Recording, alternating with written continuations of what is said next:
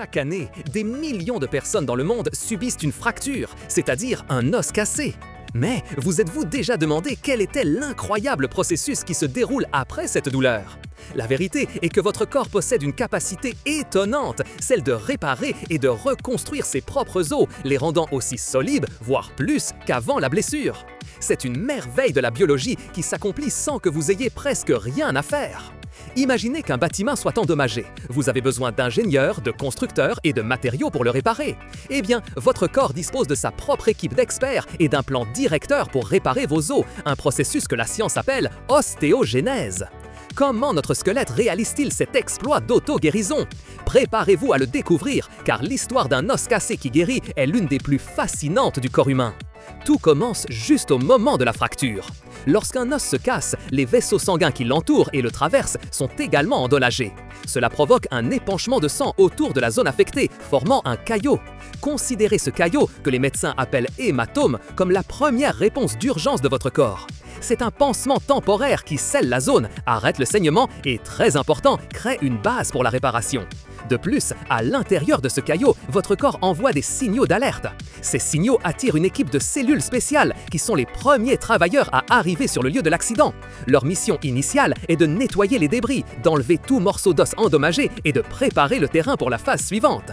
Mais un caillot de sang n'est pas un os, n'est-ce pas? Alors, comment ce simple pansement d'urgence se transforme-t-il en le début d'un os nouveau et solide? Après ce nettoyage initial, le corps commence à construire un pont provisoire entre les extrémités cassées de l'os. C'est là qu'entrent en action des cellules très importantes appelées chondrocytes. Ces cellules sont spécialisées dans la création de cartilage, un matériau doux et flexible similaire à celui que vous avez dans le nez ou les oreilles. Les chondrocytes commencent à former une structure de cartilage autour et sur le caillot, reliant les fragments de l'os.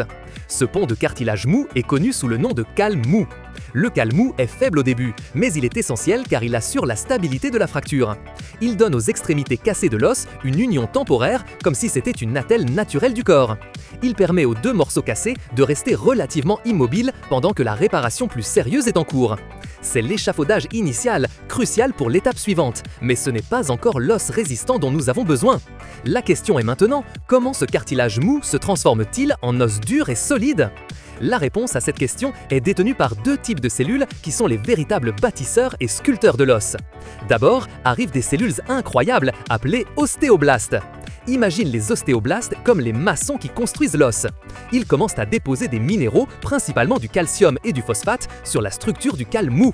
C'est comme s'ils étaient en train de durcir le cartilage, le transformant petit à petit en os nouveau et fort.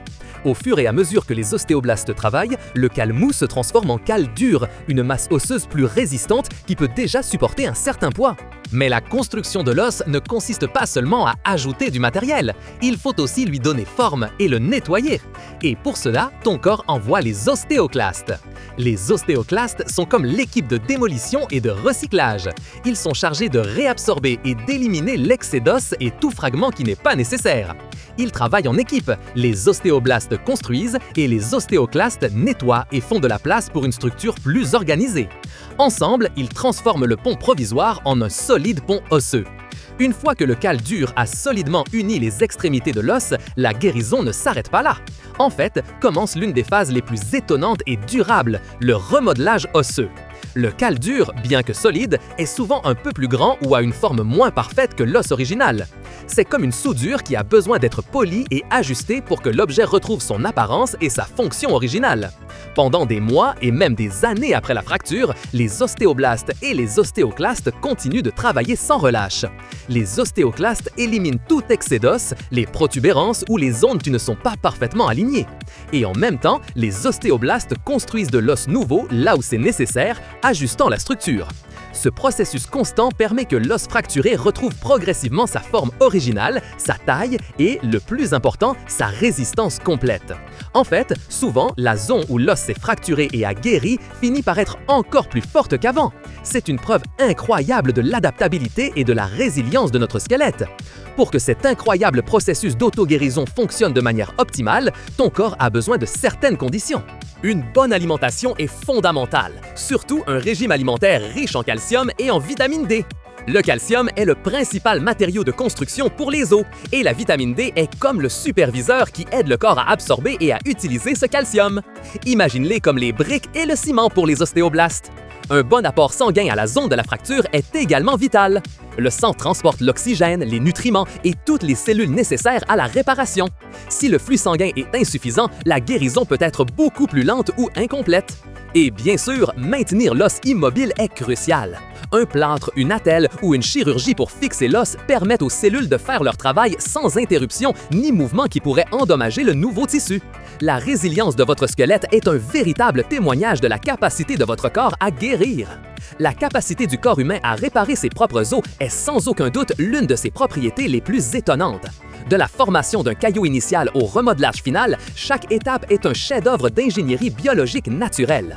La science moderne ne s'arrête pas là et cherche des moyens d'améliorer encore cette capacité innée. De nouvelles techniques sont explorées en médecine régénérative, utilisant des cellules souches ou des facteurs de croissance pour accélérer la guérison. Ces avancées visent à renforcer la capacité naturelle du corps à réparer les os, même dans les cas difficiles où la guérison ne se produit pas facilement. C'est l'avenir de la façon dont nous aiderons nos os à se reconstruire et à rester forts. Si vous avez été émerveillé d'apprendre comment votre corps répare un os, alors vous adorez continuer à explorer avec nous. Mettez un j'aime à cette vidéo, abonnez-vous à la chaîne pour ne pas manquer nos prochaines aventures. Dites-nous en commentaire quel autre mystère de la science vous aimeriez que nous explorions.